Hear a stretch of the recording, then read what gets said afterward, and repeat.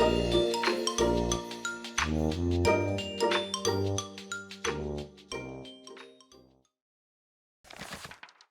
we look further in the Bible, we come to another story I also would like to tell you about.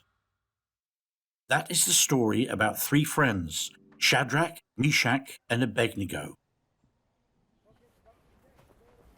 These three lived in Babylon. They were also Israelites, but had come to Babylon as prisoners of war. Even though they were far away from home, they hadn't forgotten what they had learned at home about God and his laws. They believed in God with all their hearts and did not let themselves be influenced by the idolatry which was common in Babylon. But one day, the king, whose name was Nebuchadnezzar, had a massive gold statue made as an idol. Now he wanted everyone in the country to bow down and worship this idol every time someone blew on a musical instrument. If they didn't, the king would throw them into a fiery furnace. The people were terrified of going against the king, so they did as he told them to. If they had heard an instrument playing, they dropped to their knees and worshipped. But Shadrach, Meshach, and Abednego would not do it. They believed in God, who was the only God.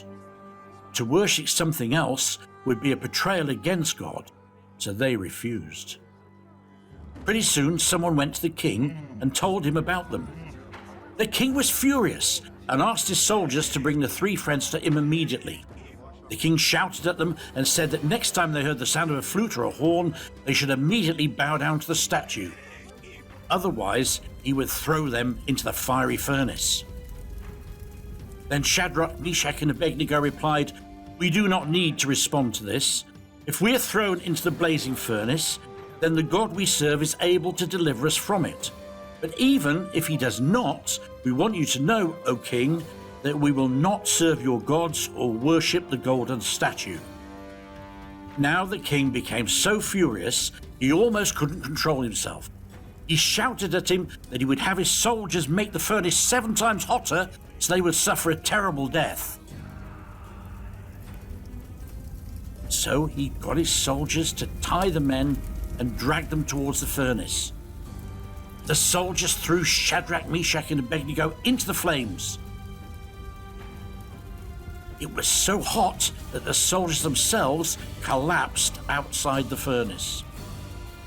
The king sat on the throne, pleased with himself. He thought, they got what they deserved. But suddenly his smirk disappeared and he turned white with shock. In the furnace, Shadrach, Meshach, and Abednego had stood up. They were no longer tied up, and there was a fourth person standing in the midst of them. A person the king had never seen before and who hadn't been thrown into the fire with the others. He looked like a son of God. They were walking around freely in the furnace, and the fire didn't hurt any of them. The king ran towards the furnace. He called out to them, "Shadrach, Meshach, and Abednego, you servants of God, the Almighty, come out here." The men walked out of the furnace and stood in front of the king.